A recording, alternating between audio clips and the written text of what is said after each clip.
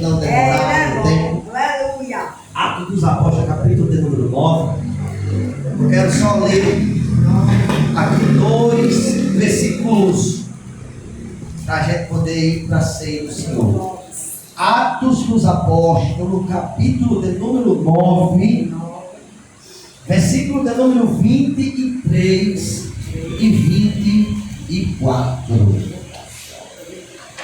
Para a glória do nome do Senhor. Diz assim a infalível palavra do Senhor. Acompanhe aí a sua Bíblia. E tendo passado muitos dias, os judeus tomaram conselho entre si para o matar. Mas as suas ciladas vieram ao conhecimento de Saulo, e como eles guardavam as portas, tanto de dia como de noite, para poderem tirar-lhe a vida. Glória a Deus. Para você compreender a leitura que eu fiz, você precisa ler os versículos anteriores desses 2 que eu acabei de ler, para você compreender o texto todo, irmão. Eu não li todo para não tomar tempo, para ganhar tempo. Por isso eu li esses 2 versículos do capítulo 9. Agora repare. O escritor sagrado aqui, nesse capítulo, ele traz como ponto de partida a grande e incrível conversão de Paulo. Vou repetir. O escritor sagrado deste livro, ele neste capítulo traz como ponto de partida a grande, porque foi grande o que Deus fez, porque o que Deus faz nunca é pequeno. Sim ou não? Sim. A grande e incrível conversão de Paulo, mostrando o quanto poderoso é o Evangelho e transformador. Aqui cabe um ponto de observação. Glória a Jesus. Não importa, não interessa em que estado, em que circunstância, seja qual for o ser humano ele estiver, o poder do Evangelho é capaz de expulsar os demônios do corpo dessa pessoa, transformar ela, libertar ela e ela passar a ser o servo do Senhor da obra. Glória a Deus. Porque quem sabe, quem conhece, aleluia, algumas coisas acerca do apóstolo Paulo aqui nas Escrituras Sagradas, vai entender que só Deus é que fez com que este homem se convertesse ao Evangelho, porque até então ele perseguia, ele matava e ele aprisionava aquele que se dizia cristão, seja ele jovem, seja ele idoso, seja ele criança. Ninguém escapava na mão deste camarada. Ele pegava todo mundo, aprisionava todo mundo, aleluia, punia todo mundo, sem olhar a idade, sem se importar com nada. Oh glória! Mas o poder do Evangelho é tão tremendo, é tão poderoso, irmão, que alcançou esse homem. Aleluia! O poder do Evangelho é tão poderoso que tocou neste homem, que até então, depois da sua conversão, até os próprios crentes da época dele não acreditou na conversão dele.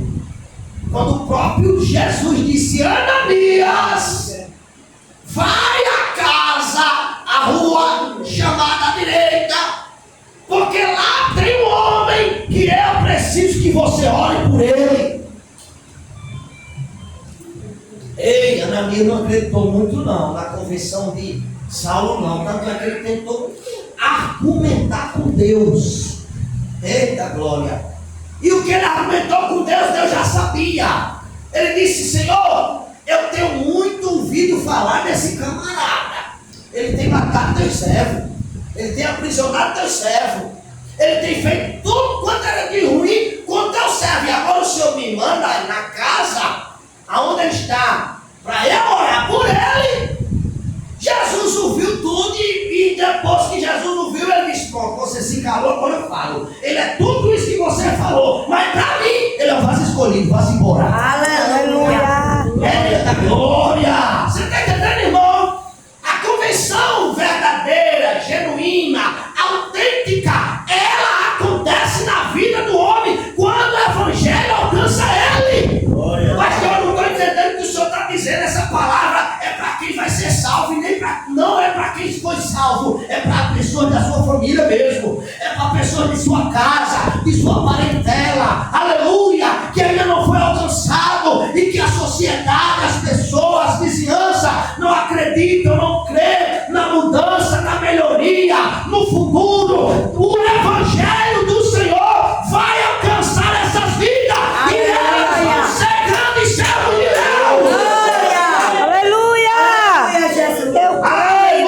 Glória seja dada ao nome do Senhor Exército. Louvado seja o teu nome. Eita glória!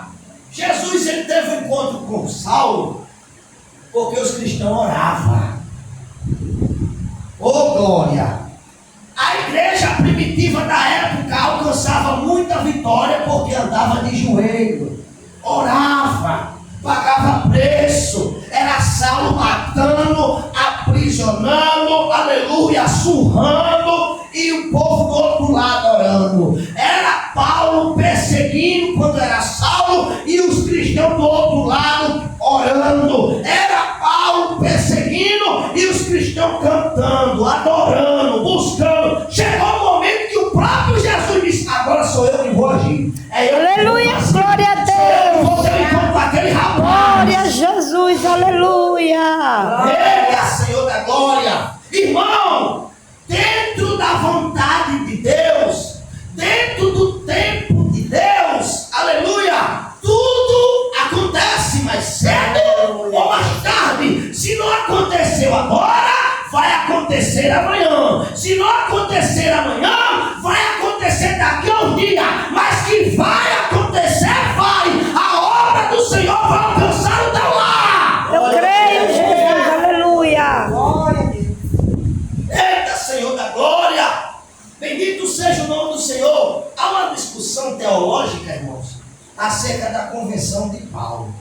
Há uma discussão teológica. E qual é a discussão teológica sobre este homem? A discussão teológica é o seguinte: alguns que acreditam que Paulo ele não teve escolha para se entregar ao evangelho. Paulo não teve escolha. Ele teve que se decidir contra a sua própria vontade. Há outra linha teológica que ninguém evangelizou ele, foi o próprio Jesus que evangelizou quando apareceu no caminho de Damasco. Eita glória! O texto diz que houve uma luz resplandecente diante dele e ele não aguentou. Ele caiu por terra. E ao cair por terra já caiu cego. Já caiu sem enxergar. Já caiu sem ver nada. Eita glória!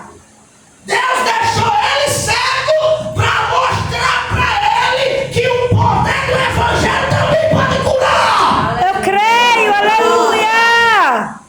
Glória a Deus. Olha que coisa linda a maneira que Deus trabalha. Os próprios crentes que ele perseguia, que ele maltratava, que ele fazia mal, foram os próprios crentes que foram orar por ele. Oh, glória. Tu está entendendo, irmão? Como é que Deus faz as coisas? Os crentes poderiam ir, né? Oh, Deus grande. Sabe o que Deus está dizendo aqui para mim e para você? Sabe o que Deus está me ensinando aqui, me ensinando a você dentro desse texto?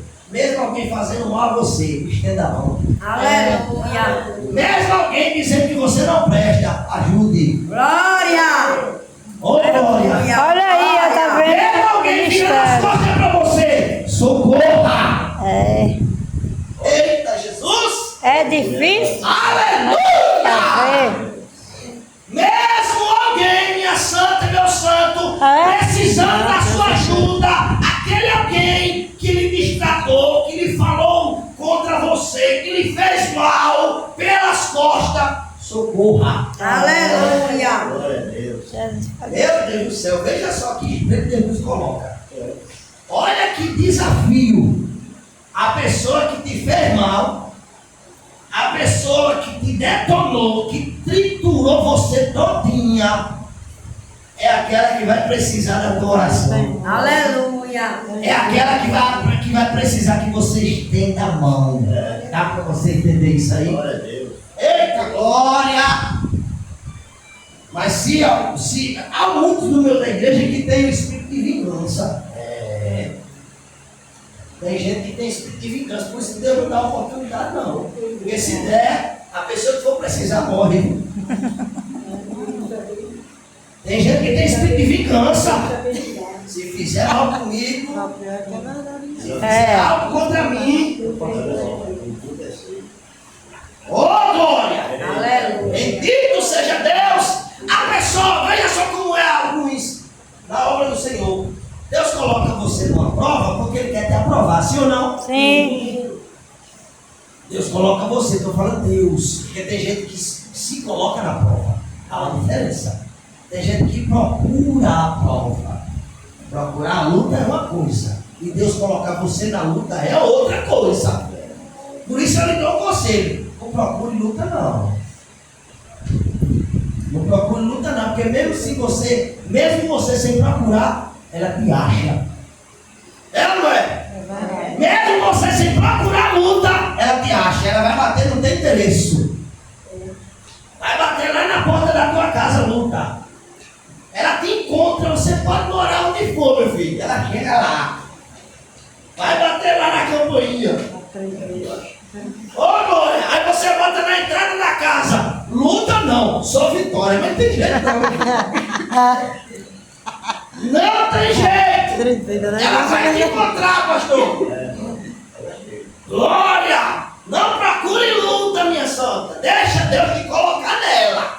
Porque é Deus que está te colocando, Ele se responsabiliza. Ele que vai cuidar de você, Ele que vai sustentar, Ele que vai prover, Ele que vai mandar. E aí, veja só, queridos, amados irmãos, bendito seja Deus. Algumas pessoas que existem no meio do povo de Deus, elas são assim, não todas, mas algumas. Deus coloca você na prova para te aprovar.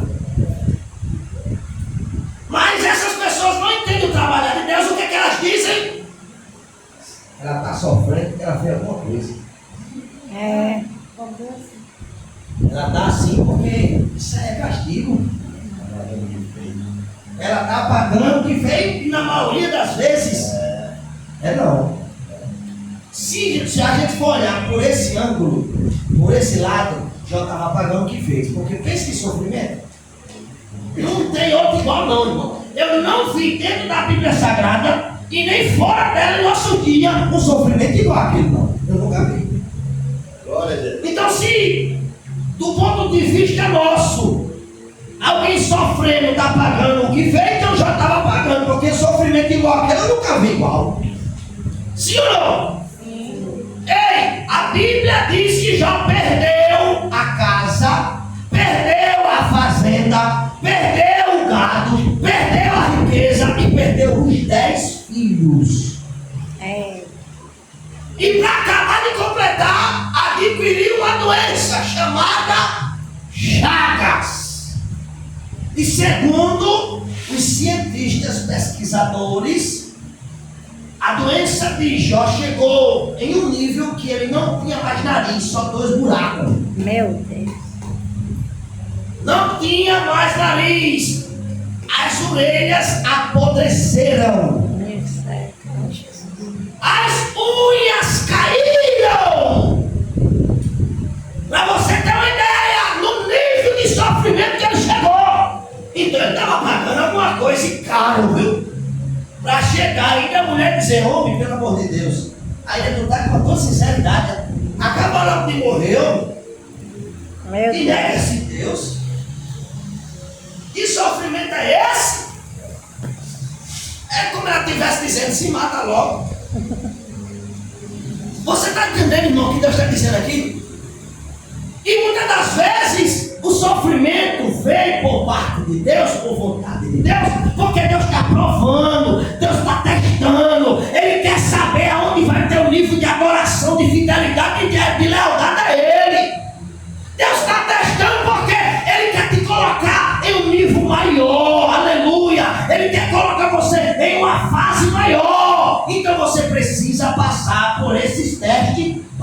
virar a fase.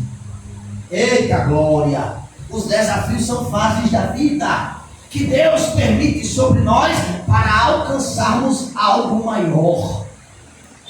Você está entendendo o que Deus está dizendo?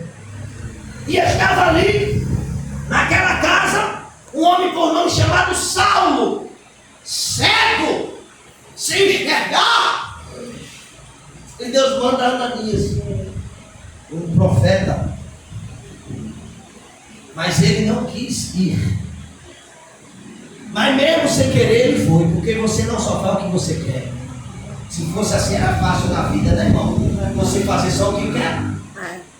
Eu acredito que todos aqui, absolutamente todos, você só faz o que quer. Tem comida que você não quer comer, mas você come, sim ou não? Sim.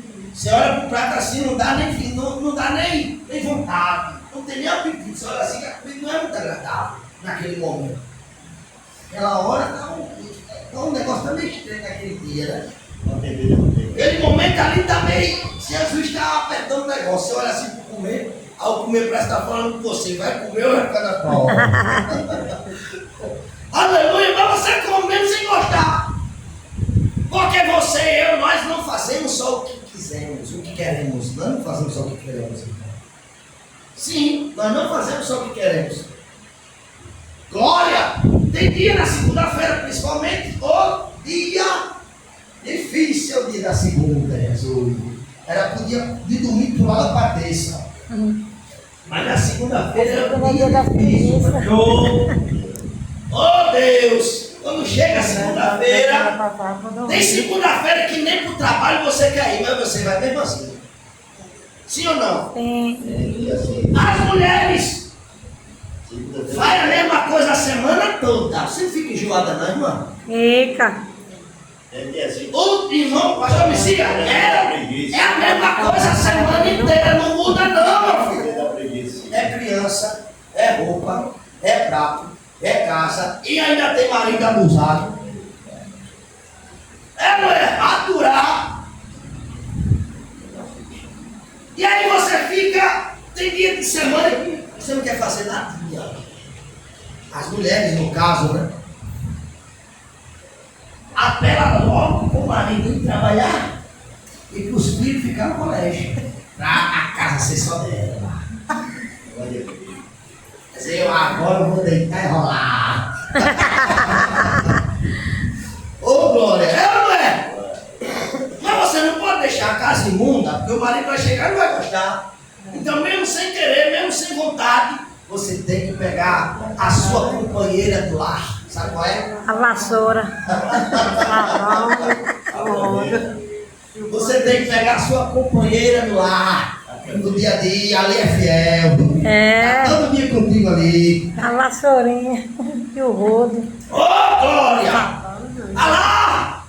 Mas você não fala só o que quer. E aí Deus disse, vai Ananias. Ele não quis ir não, irmão. Mas ele foi. Por quê? Porque nós não fazemos só o que queremos. Não. Não só fazemos o que queremos. Mesmo aquilo que a gente não quer, a gente faz, mesmo não gostando, mesmo sendo ruim. Mas você tem que fazer. Qual é a mulher aqui, ou qual é a irmã aqui que gosta de lavar prato ou roupa? Eu gosto de lavar prato. Só gosta de lavar prato, maravilha, chama só para lavar as pratas de casa. Eu não gosto não.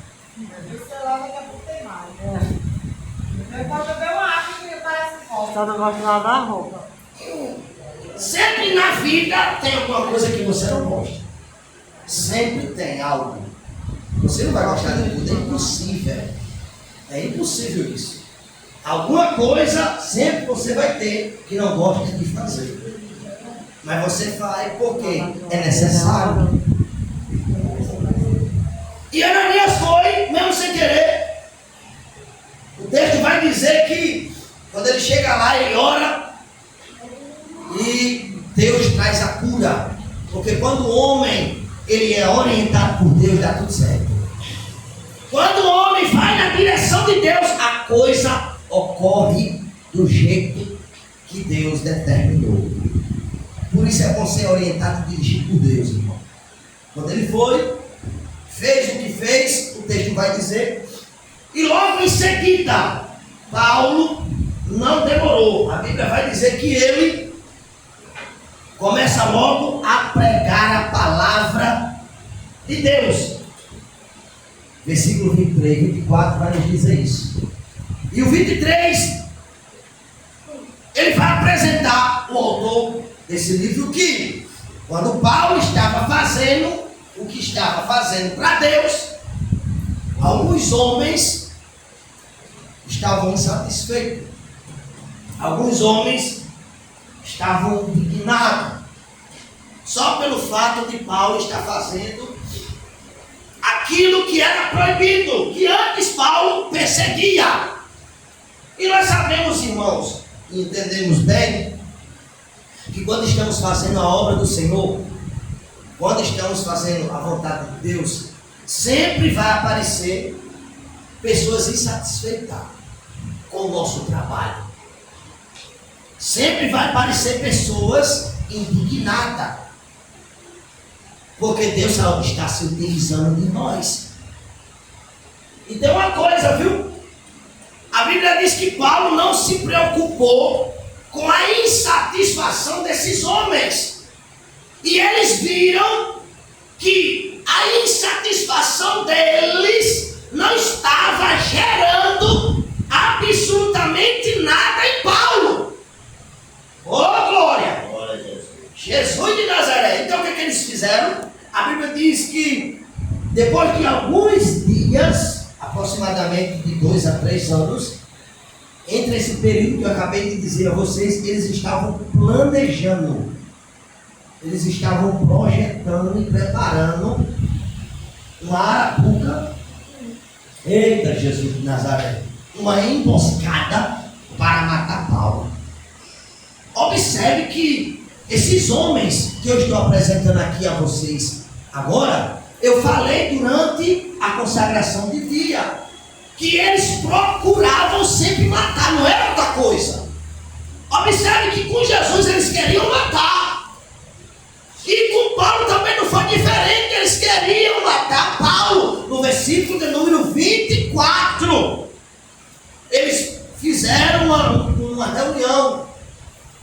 Só que no versículo 25 a Bíblia vai dizer que o que eles estavam planejando, preparando, projetando contra Paulo, eles sabiam de tudo. Eita glória! Isto é, Paulo não estava isento sem saber de nada. Deus tinha dito para ele, isto é, chegou ao conhecimento de Paulo. Olha como Deus cuida de mim e de você. Veja só como Deus cuida de nós, irmão. Até as coisas que andam fazendo, projetando, preparando contra nós, Deus não nos deixa enganar. E as pessoas que é falso contra nós, Deus ele confirma no nosso coração. Ele não deixa você enganar, não. Ele não deixa você sem saber, não. As pessoas que usam de enganação, que usam de falsidade. É incrível essa maneira de Deus trabalhar. Que essas pessoas que se comportam assim, aparentemente quer o nosso bem, aparentemente mostra que quer a nossa felicidade. Aparentemente elas fazem-se amigos, mas Deus sabe. Tanto é que ele confirma no meu coração, no seu coração. E Paulo sabia tanto dos camaradas que queriam ver o seu mal, que queriam ver a sua queda, que não se importou com absolutamente nada. O que eu aprendo aqui? Eu aprendo que o mais importante não é o que fazem contra nós, mas como nós reagimos. Vou repetir para você. O mais importante não é o que fazem contra nós, mas como reagimos. Eles planejaram, eles projetaram, eles queriam pegar Paulo, mas Paulo não estava preocupado com o que eles estavam fazendo e projetando contra ele. A preocupação de Paulo era pregar a palavra. A preocupação de Paulo era fazer a vontade de Deus. Sabe qual é o maior problema das pessoas hoje em dia, principalmente dentro da igreja? É se preocupar com a opinião do outro.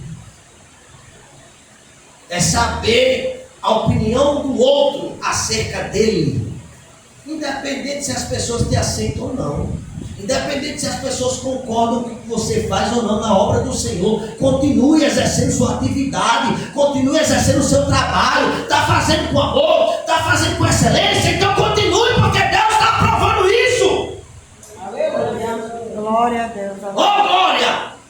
O que mais tem petrificado, o que mais tem engessado a obra do Senhor são pessoas que não fazem e não querem deixar o outro fazer. Os camaradas não faziam porque não queriam fazer, porque não aceitavam e não queriam que os outros fizessem. Então o que eles faziam? Procuravam tirar o camarada de circulação. Procurava tentar parar ou paralisar ele. Glória! Mas Paulo não era frouxo. Paulo não era medroso. Ele poderia ter parado por medo, porque queriam matar. Afinal de contas, irmão, você ser ameaçado de morte não é um negócio pequeno, é um negócio sério. Porém, Paulo não estava preocupado. Eu quero pregar a palavra, eu quero levar o evangelho. Não é a ameaça que vai me parar, não é a ameaça que vai me deixar com medo. Eu vou continuar fazendo a obra do Senhor. E o texto vai dizer que eles planejaram. Só que o que o adversário planeja, o que o inimigo faz, vai tudo por água abaixo. Diga para seu irmão nesta noite. Já encerrei, viu, irmão? Diga para seu irmão nesta noite. Diga para ele, diga assim: toda ferramenta preparada contra vocês não vai prosperar. Não vou prosperar. Glória! Você não pode ser paralisado. Você não pode ser petrificado. Você não pode jamais, irmão, ser amedrontado, intimidado. Não! Faça a obra! E o Deus da obra vai cuidar de você. Amém. Glória a Deus. Aleluia! O que não pode acontecer é o trabalho de sua mão sofrer. Deus confiou algo nas suas mãos. Deus confiou algo, conferiu algo, confiabilitou algo. Então você não pode jamais ignorar isso. Não foi homem que conferiu, não foi homem que confiou, foi Deus. Louvado seja o nome do Senhor. Eu quero ler aqui com vocês a leitura da ceia, aqui em 1 Coríntios 11, 23.